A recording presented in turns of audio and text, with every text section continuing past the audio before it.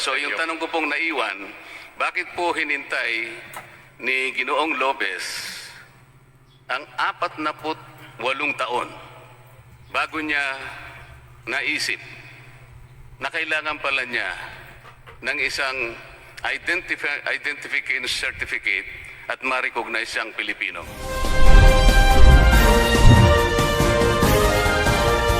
Recognize now Congressman Marcoleta for his interpellation. Maraming salamat po, Mr. Chair. Magandang umaga po, Ginoong Gabi Lopez III.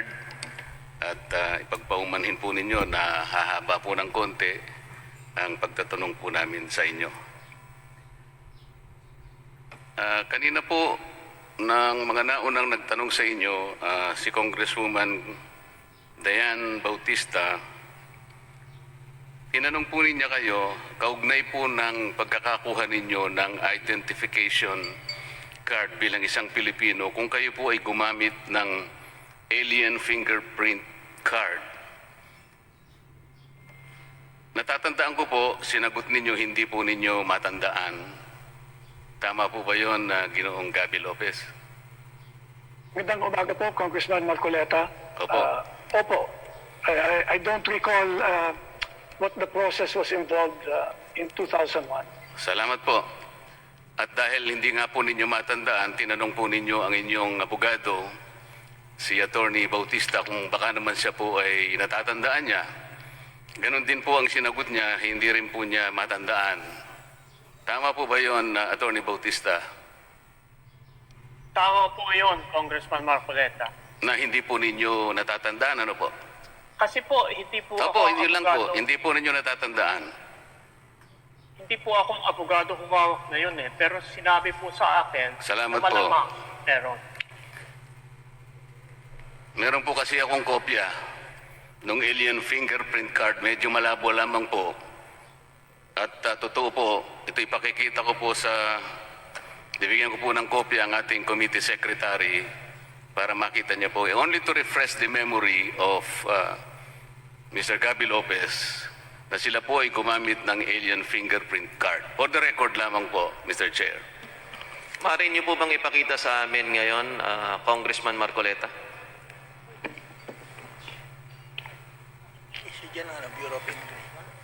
For the record, Mr. Chair, I will approach the chairman to show this particular document. Yes, Congressman Marcoleta.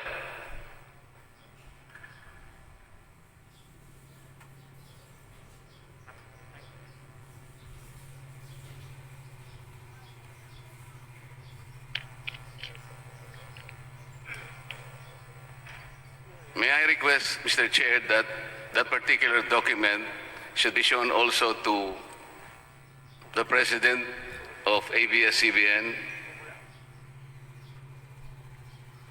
COMSEC is directed to show the document to the side of ABS-CBN.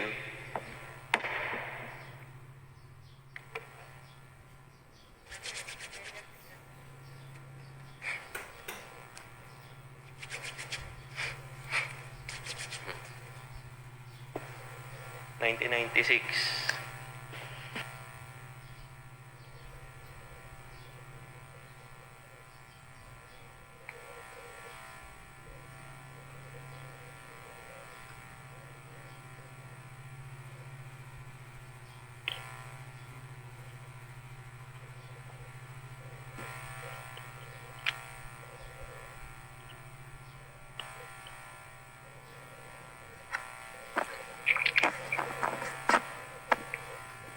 Mr. Chairman, just a very short manifestation.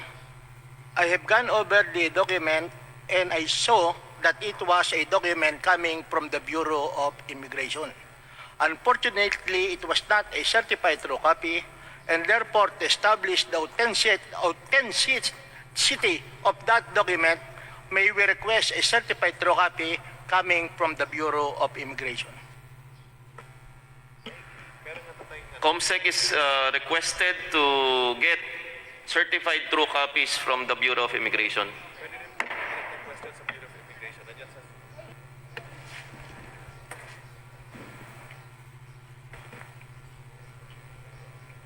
Mr. Chair, with that request, I would like to request further that even the fingerprint cards which indicate that it was utilized, that fingerprint cards, Mr. Chair, would also show that it was an alien form.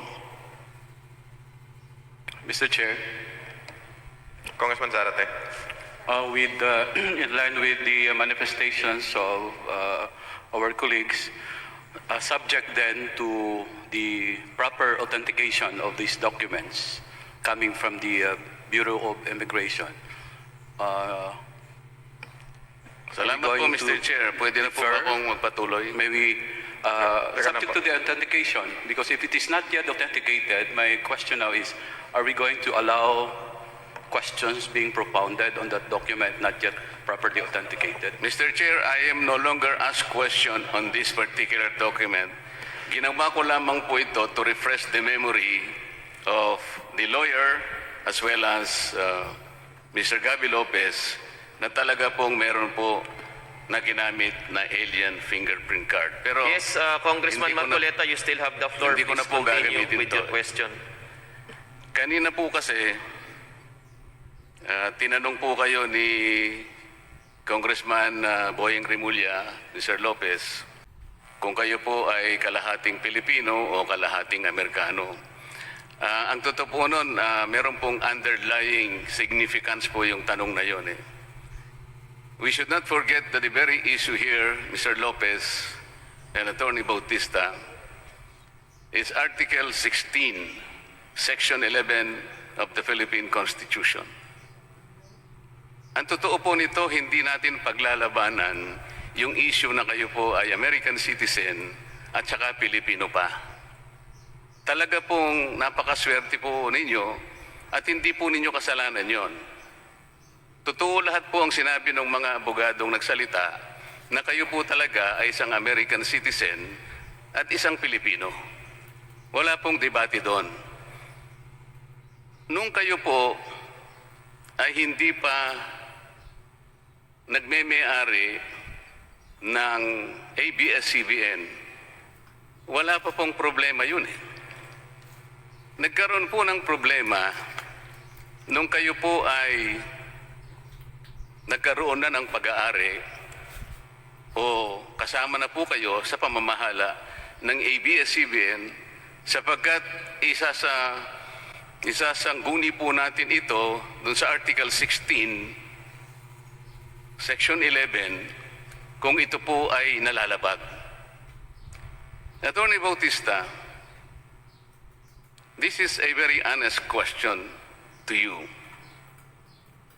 Did Article 16, Section 11 of the 1987 Philippine Constitution contemplate a situation where the Filipino citizen mentioned in that particular article should also be another citizen of another country? Tinatanong po ninyo aking opinion? Opo. Pwede po. Wala pong nagbabawal doon. Hindi po, ang sinasabi ko po Wala ganito. po yan. Ganito po, para malinawan po tayo. Ang sinasabi po kasi doon, yung pagmemayari at pamamahala ng isang mass media company ay limitado lang sa mga Pilipino. Wala po Tama. sanang problema doon kung si Ginoong Gabby Lopez ay Pilipino lang. Hindi pa siya Amerikano. Yung tanong po kanina ni Congressman Boyeng Rimulya, nandito po yung pagpapakahulugan dito eh. We will have a problem processing that particular issue. Kasi po ang sinasabi lamang doon, tanging Pilipino lamang. Paano po natin isasangkot ang kanyang pagiging American citizen within the meaning of that constitutional provision? Tandaan po natin, Attorney Bautista, hindi po kasalanan ni Ginoong Gabby Lopez kung siya po ay napanganak sa Amerika. Before Hindi po rin niya kasalanan na panganak sa Pilipinong mga magulang. Kaya dalawa po nga yun eh. Ang nagiging problema po natin dito, Ang saligang batas, matibay ang kanyang paninindigan na Pilipino lamang. Pati nga po korporasyon, kooperatiba, asosasyon na magme-may-ari at mamamahalan nito, kinakailangan ding wholly owned and managed by such citizens. Kinakailangan po kasi palagi tayong gumagalang sa probisang saligang batas. Ngayon po, balik po ako doon sa tanong, kalahating Amerikano po ba kayo o kalahating Pilipino? Bakit po palaging doon ako pumupunta? Ngayon po kasi, pinaninindiganan ninyo, talagang kayo po ay Pilipino. Kahit kailan hindi nyo ni-renounce ito. Mr. Gabby Lopez,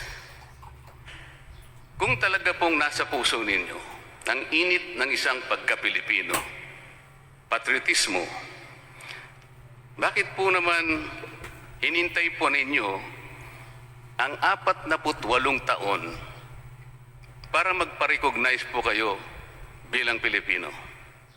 Kong Marcoleta, last question na po yan. Thank you. Mr. Chair, pwede bang may second round po ba ito? Palista lang po para sa next round po. Kung kulang pa po yung mga tanong. Opo, pero pag ano po, kung hindi ko matapos kasi nagsisimula lang po ako eh. Pwede po mong sa second round po ako. Opo, papalista po Yung natin. tanong ko pong naiwan, bakit po hinintay ni Ginoong Lopez ang 48 taon bago niya naisip na kailangan pala niya ng isang identification certificate at ma-recognize siyang Pilipino?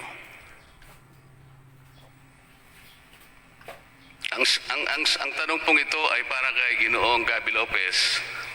At pagkatapos, iiwanan ko pong tanong ito, Mr. Chair. Kung ito pong pagiging Pilipino niya ay automatic. Automatic po eh. Bakit kakailanganin mo po na magpa-recognize ka in 2000, in year 2000? Yung pong dalawang tanong muna po na yun kasi wala na po akong panahon, Mr. Gabby Lopez. Salamat po. Thank you, Kong Marcoleta.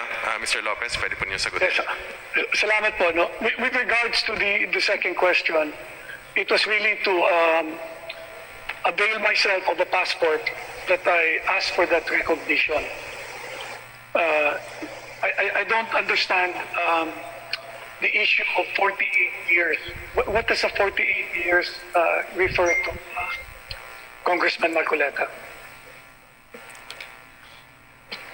Ang inyong pong rason lang ay para lamang makapag-apply kayo ng Philippine passport. So it took you 48 years para lamang po makakuha kayo ng Philippine passport, kaya po naisip ninyo na magpetisyon kayo, makakuha kayo ng recognition na kayo po ay Pilipino.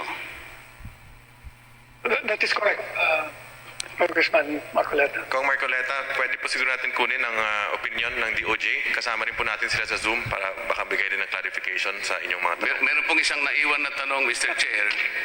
Kung ito po ang pagiging Pilipino po ninyo, Mr. Lopez, ay automatic naman. At totoo naman pong kayo natural born citizen having been born to Filipino parents. Ito po ang espiritu ng ius sanguinis. Automatic naman po pala. Bakit kailangan po pa ninyong magpa-recognize? Dahil lamang po doon sa issue po ng pagkuha ng Philippine passport, hindi po ba? Sinagot niyo po ito sa tanong po kanina ni Congressman Rodriguez. Dahil lamang po sa Philippine passport, kaya kinakailangan po ninyong magpa-recognize bilang Pilipino. Yun po ba? Opo, Congressman Marcoleta. Salamat And, po. my lawyer, Ayo Bautista, will add additional points. Second round po ako mamaya, Mr. Chair. Wala na po akong panahon. Salamat po, Congressman Marcoleta, sa mga tanong ninyo. Attorney, Yes, sir. brief response lang po and then kunin natin yung sagot po ng DOJ. Brief. Nagpapasalamat ako dahil ngayon maliwanag na inaamin ni Congressman Marcoleta na Pilipino si Gabby Lopez. At inaamin din naman namin na Amerikano siya. Yung po sinasabi na bakit po ninyo hiningi yung Certificate of Recognition. Mr. Chair, point of order. Hindi ko po tinanong si Atty. Bautista. Yung pong tanong ko po ay kay Mr. Yes, Gabi. nasagot na po, attorney, ni Mr. Gabby Lopez yung tanong po ni Congressman Marcoleta. So ngayon, dito na po tayo sa DOJ. You have the floor. Salamat po. Mr. Chairman, may I turn over the floor to our USEC, Emeline Aglipay Villar, who is with us via Zoom.